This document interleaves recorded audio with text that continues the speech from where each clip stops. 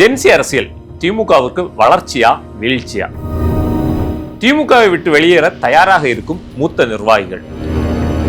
அண்ணாமலையின் அரசியல் வருகை திமுகவிற்கு வீழ்ச்சியா? இந்த மாதிரி இன்னைக்கு அரசியல் களத்துல பரபரப்பா பேசப்பட்டிருக்கக்கூடிய சில விஷயங்களை பத்தி நம்ம விரிவா பேச போறோம். வாங்க.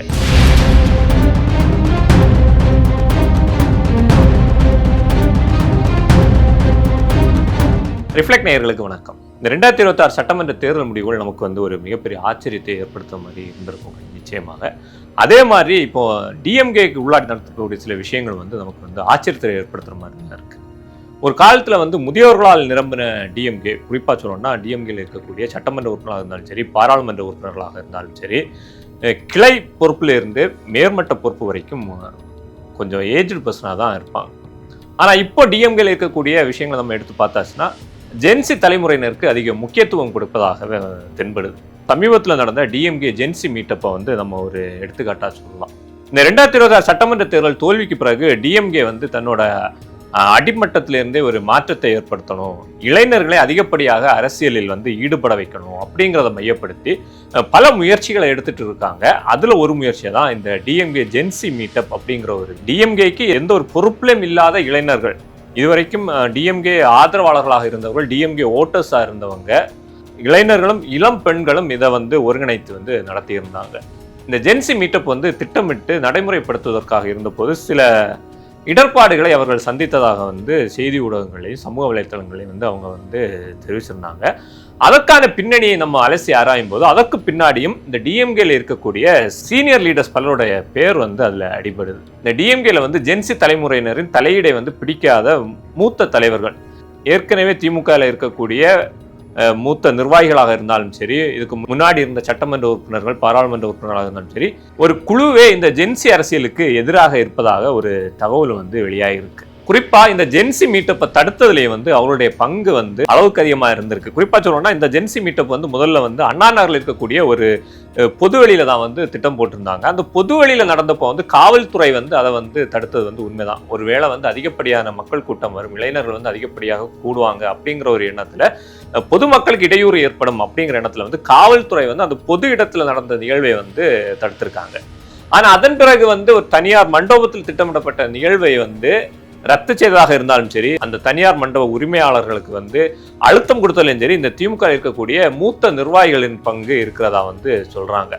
இத்தனை ஆண்டு காலமாக டிஎம்கேக்காக உழைத்த தங்களுடைய உழைப்பு வீண் போகும் அப்படிங்கிற மாதிரியும் அவங்களுக்குள்ளாடி ஒரு எண்ணம் தோன்ற ஆரம்பிச்சிருக்கு. ஏன்னா உள்ளாட்சி தேர்தல்களுக்கு மிக குறுகிய காலமே இருக்கக்கூடிய சூழல்ல டிஎம்கே ஜென்சி தலைமுறையினரை அரசியலுக்குள்ளாடி கொண்டு அவர்களை வைத்து அரசியலை முன்னோக்கி எடுத்து செல்லும் போது அந்த உள்ளாட்சி தேர்தல் ஜென்சி தலைமுறையினருக்கு முக்கியத்துவம் கொடுக்கப்படும் அப்படிங்கிற மாதிரியும், குறிப்பா நகராட்சி, மாநகராட்சி, மேயர் பொறுப்புகள் அந்த ஜென்சி தலைமுறையினருக்கு ஒதுக்கப்படும் அப்படிங்கிற மாதிரியும் திமுக வட்டாரத்துல பேசப்படுது. சில மூத்த நிர்வாகிகள் ஜென்சி தலைமுறையினருக்கு எதிராக இப்படிப்பட்ட போக்கை கடைபிடித்தாலும் இன்னொரு பிரிவு மற்ற கட்சிகளை நோக்கி நகரவும் தொடங்கியிருக்காங்க. குறிப்பா டிவிகே நோக்கி இந்த டிஎம்கேல இருந்த முக்கிய புள்ளிகள் கூடிய விரைவில் இணையலாம் அப்படிங்கிற மாதிரி ஒரு தகவலும் இருக்கு. மூத்த அமைச்சர்கள் இதற்கான முயற்சிகளை மேற்கொண்டிருப்பதாகவும் அதற்கான பேச்சுவார்த்தைகள் நடந்து கொண்டிருப்பதாகவும் சில தகவல்கள் நமக்கு வந்திருக்கு.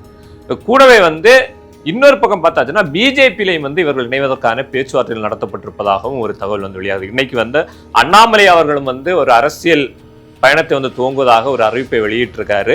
அண்ணாமலைக்கு ஆதரவாகவும் ஒரு சிலர் தங்களுடைய ஆதரவை தெரிவிக்கலாம், அண்ணாமலையோடும் இணைந்து பயணிக்கலாம் அப்படிங்கிற மாதிரியும் சில விஷயங்கள் நமக்கு தெரியுது. குறிப்பா இந்த தேர்தலுக்கு பிறகு அமைச்சராக இருந்தாலும் சரி, துணை முதலமைச்சராக இருந்தாலும் சரி, இதற்கு முன்னாடி இருந்த மூத்த நிர்வாகிகளோடோ இல்லை இதுக்கு முன்னாடி இந்த அமைச்சர்களோடோ எந்த ஒரு ஆலோசனையிலும் மிக முக்கியமான ஆலோசனைகள் எதுலையும் ஈடுபடலை அப்படிங்கிற மாதிரியான ஒரு விஷயமும் தெரியுது. இதுக்கு அனைத்துக்கும் காரணம் திமுக இந்த மூத்த நிர்வாகிகளை விட்டுவிட்டு ஜென்சி தலைமுறையினரிடம் திமுக அரசியலை கொண்டு போகுது. திமுக இனிமே ஒரு ஜென்சி தலைமுறையினருக்கான அரசியலா மாறப்போகுது நம்ம அப்படின்னு பார்க்கலாம். இப்போ அண்ணாமலை எப்படி பாஜகவோட ஐடியாலஜி தமிழ்நாட்டில் எடுப்படாது, தமிழ்நாட்டில் தமிழர்களுக்காக ஒரு அரசியல் இருக்கணும் அப்படின்னு சொல்றாரோ, அதே மாதிரிதான் இந்த அரசியல் மூத்த நிர்வாகிகள், மூத்த உறுப்பினர்களை தாண்டி ஜென்சி தலைமுறையினருக்கு ஒரு வாய்ப்பளிக்கக்கூடிய ஒரு அரசியலாக இருக்கணும் அப்படிங்கிற மாதிரி தன்னுடைய முன்னேற்பாடுகளை வந்து செய்துட்டு இருக்காங்க. இந்த நெருங்கி வரக்கூடிய உள்ளாட்சி தேர்தலும் வந்து இதை வந்து பிரதிபலிப்பதாக இருக்கும். கூடவே வந்து திமுக உள்ளாடி இருக்க நிர்வாகிகள் நிலைமை தான் எப்படின்னு பார்த்தாச்சுன்னா, திமுகவோடு கூட்டணி கட்சியில் இருந்த கட்சிகளும் இப்போ வந்து திமுகவை ஒரு அரசியல் அனாதையாக்க முயற்சி செய்கின்றனர் அப்படிங்கிற மாதிரி தான் பார்க்கப்படுது. ஏன்னா வந்து திமுகவோடு இந்தியா கூட்டணியில் இருந்து திமுகவின் வாக்குகளை பெற்று திமுகவின் சின்னத்தில் போட்டியிட்ட கட்சிகள் வந்து இன்னைக்கு வந்து திமுகவுக்கு எதிராக பேசிக் கொண்டிருக்கிறார்கள். இன்னும் சொல்ல போனோம்னா, திமுகவோட முக்கிய கூட்டணியில் இருந்த காங்கிரஸ் கட்சி கூட இந்த தேர்தல் முடிந்த பிறகு தாவேகா கூட்டணியில் இணைந்ததை வந்து நம்மளால பார்க்க முடிஞ்சது. திமுக கூட்டணியில் போட்டி போட்டு 5 சட்டமன்ற உறுப்பினர்களும் இந்த தேர்தல் முடிந்த உடனே ஒரு தனி பெரும்பான்மையை வந்து தாவேகா அரசு நிரூபிக்கணும் அப்படிங்கிற ஒரு கட்டம் வந்த போது அவர்கள் வந்து எந்த ஒரு கலந்த ஆலோசனையும் இல்லாமல் மற்ற கட்சிகள் கூட திமுகவோட வந்து ஒரு ஆலோசனை நடத்தி அதன் பின்பாக தான் வந்து டிவிகேல போய் ஒரு ஆதரவை வந்து கொடுத்தாங்க. ஆனா அந்த காங்கிரஸ் கட்சியை பொறுத்த வரைக்கும் எந்த ஒரு ஆலோசனையும் செய்யாமல் அவர்கள் முதலில் தாவேகாவுக்கு ஆதரவு அளிக்கிறோம் என்று தெரிவித்த கட்சி வந்து காங்கிரஸாக தான் இருக்குது. கூடவே வந்து தமிழ்நாட்டில் இருக்கக்கூடிய சின்ன சின்ன கட்சிகள் விசிகாவாக இருந்தாலும் சரி, தமிழ் யூனியன் முஸ்லீம் லீக் கட்சிகளாக இருந்தாலும் சரி, கம்யூனிஸ்டாக இருந்தாலும் சரி, இப்போ சமீபத்தில் வந்து திமுகவுக்கு எதிராக பேசிக்கொண்டிருக்கக்கூடிய மதிமுகவாக இருந்தாலும் சரி, இவர்கள் அனைவருக்குமே வந்து திமுக மீது இருந்த நம்பிக்கை போய்விட்டது அப்படிங்கறத தான் காட்டுது. அது மட்டுமல்ல, இன்னைக்கு வந்து தாவேக்கு ஆட்சி அமைப்பதற்கு யார் இருந்து அவர்களுக்கு ஆதரவு அளித்தார்களோ அவர்கள் அனைவரையும் ஒன்றிணைத்து தமிழ்நாடு சமூக நீதி முற்போக்கு கூட்டணி அப்படிங்கிற ஒரு கூட்டணி வந்து காங்கிரஸ் வந்து உருவாக்கி இருக்கு.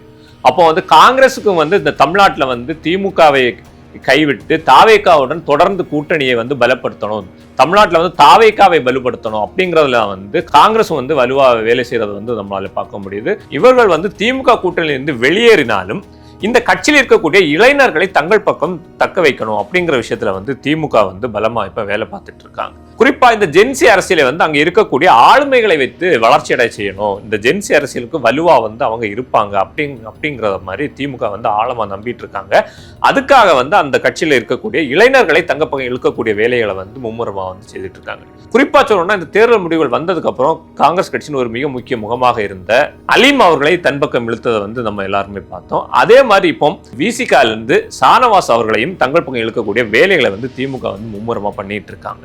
இது எல்லாமே இந்த இளைஞர்களை வைத்து இந்த ஜென்சி அரசியலை வந்து கட்டமைக்கணும், ஜென்சி அரசியலை இது போன்ற மற்ற கட்சிகள் வரக்கூடிய ஆளுமைகளை வைத்து அவர்களை வந்து இந்த ஜென்சி தலைமுறையினர் வந்து வலுப்படுத்தி ஒரு மிகப்பெரிய கட்டமைப்பை உருவாக்கணும் அப்படிங்கிறது அடிப்படையில தான் வந்து இந்த மற்ற கட்சிகள் இருக்கக்கூடிய இளம் தலைமுறைகளை வந்து தன் பக்கம் இருக்கக்கூடிய வேலைகளை வந்து திமுக செய்யுது. இந்த திமுகவுக்கு உள்ளாடி வந்து இதே மாதிரியான ஆளுமைகள் இல்லையா அப்படின்னு நம்ம கேட்டாச்சுன்னா, திமுகவுக்கு உள்ளாடி இதைவிட பலமான ஆளுமைகள் வந்து இளம் ஆளுமைகள் வந்து இருக்காங்க.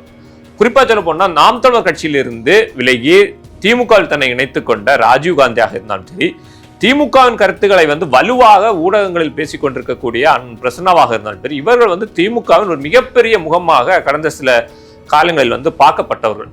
இவர்கள் அனைவருமே வந்து இந்த திமுகவின் மூத்தவர் அரசியல் அப்படிங்கிற ஒரு விஷயத்துல வந்து இவர்கள் வந்து ஓரம் கட்டப்பட்டார்கள் அப்படிங்கிறது தான் உண்மை.